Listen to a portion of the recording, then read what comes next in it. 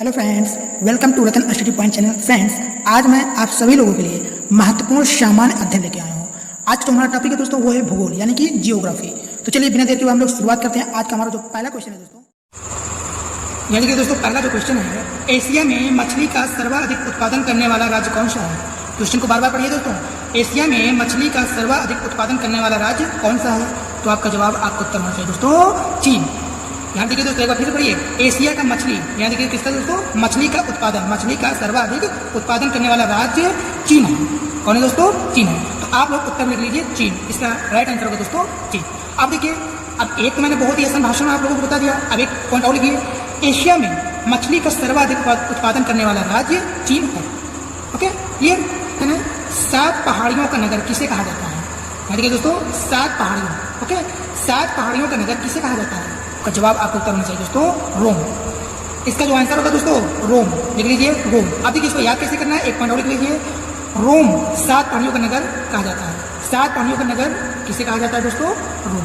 7 पहाड़ियों का नगर रोम को कहा जाता है। ऐसे ही 2 से 3 बार क्वेश्चन को पढ़िए, उसका आंसर भी पढ़िए, डायरेक्टली आपके दिमाग में क्वेश्चन का आंसर बैठ जाएगा। ओके, यहाँ देखिए एक बार फिर से हम लोग पढ़ते हैं। 7 पहाड़ियों का नगर रोम को कहा जाता है। क्लियर। आइए नेक्स्ट क्वेश्चन में, चढ़ते सूर्य का देश किसे कहा जाता है। चढ़ते सूर्य का देश किसे कहा जाता है। तो आपका जवाब, आपका उत्तर होना चाहिए दोस्तों जापान। जापान जो है चढ़ते सूर्य का देश कहा जाता है। क्लियर। एक बार फिर पढ़िए दोस्तों, चढ़ते सूर्य का देश जापान को कहा जाता है। जिस प्रकार क्वेश्चन बनेगा प्रतियोगी परीक्षाओं में, जिस प्रकार आता है कॉम्पिटिटिव एग्जाम में, वैसे मैंने आपके सामने क्वेश्चन को प्रस्तुत कर दिया है। तो आप लोग जो है इसको प्रत्येक क्वेश्चन को वीडियो को रोक करके आप लोग इसको नोट करिएगा। हमारे सौर मंडल में सबसे गर्म ग्रह कौन सा है। देखिए, हमारे सौर मंडल में सबसे गर्म की बात हो रही है। हमारे सौर मंडल में सबसे गर्म ग्रह कौन सा है। तो आपका जवाब, आपका उत्तर होना चाहिए दोस्तों शुक्र ग्रह। कौन सा ग्रह दोस्तों, शुक्र ग्रह है। तो देखिए इसका आंसर तो आपका शुक्र होगा। अब याद कैसे करेंगे दोस्तों, हमारे सौर मंडल में सबसे गर्म ग्रह शुक्र है। हमारे सौर मंडल में सबसे गर्म ग्रह शुक्र है। क्लियर। आइए नेक्स्ट क्वेश्चन चलते हैं दोस्तों। सुंदरवन, यहाँ देखिए दोस्तों सुंदरवन की बात है। ठीक, सुंदरवन का विश्व प्रसिद्ध डेल्टा किन नदियों से संबंधित है। एक बार फिर से मेरे साथ क्वेश्चन को पढ़िए दोस्तों।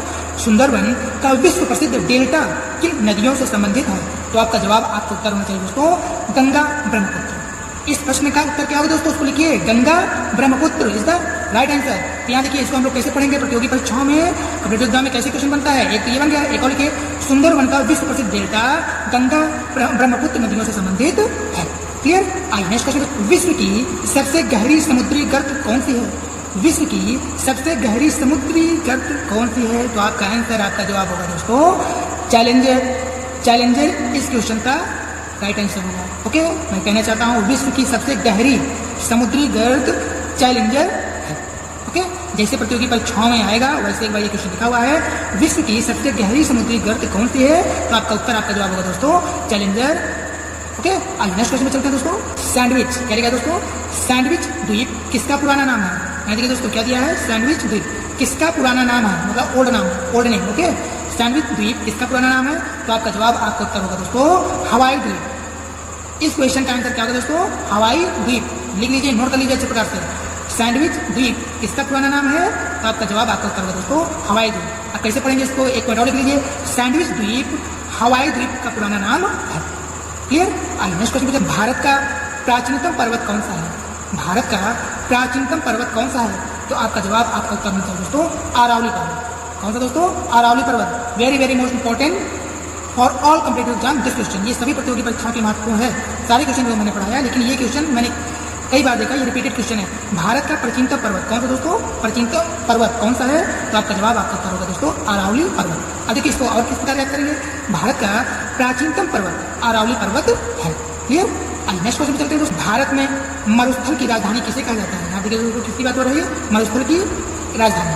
भारत में मरुस्थल की राजधानी किसे कहते हैं। तो आपका जवाब, आपका उत्तर होगा दोस्तों Jaisalmer. Jaisalmer is the right answer this question. Bharat में मरुस्थल की राजधानी जैसलमेर है। मरुस्थल की राजधानी क्या है दोस्तों, जैसलमेर। इसको इस प्रकार आप याद कर सकते हैं, भारत में मरुस्थल की राजधानी जैसलमेर है। क्लियर। आइए नेक्स्ट क्वेश्चन चलते हैं। रबड़ उत्पादन, क्या लिखा दोस्तों, रबड़ उत्पादन। रबड़ उत्पादन में भारत का विश्व में कौन सा स्थान है।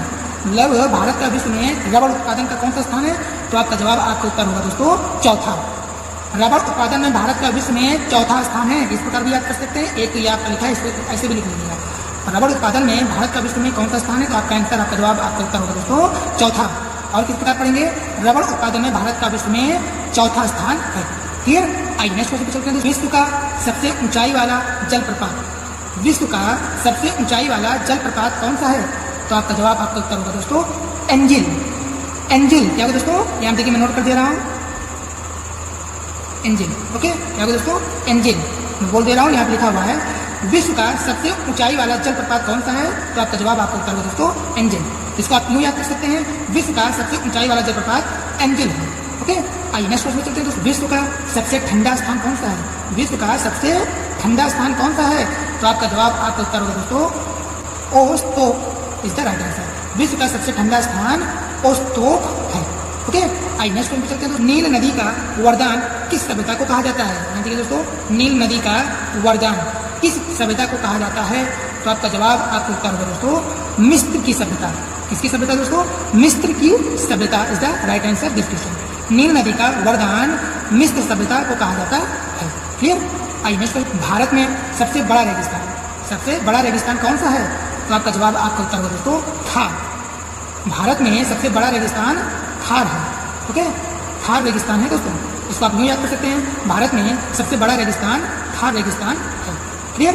आइए नेक्स्ट, बंगाल का शोक, बंगाल का शोक नाम से किस नदी को जाना जाता है, तो आपका जवाब, आपका उत्तर हो दोस्तों दामोदर नदी।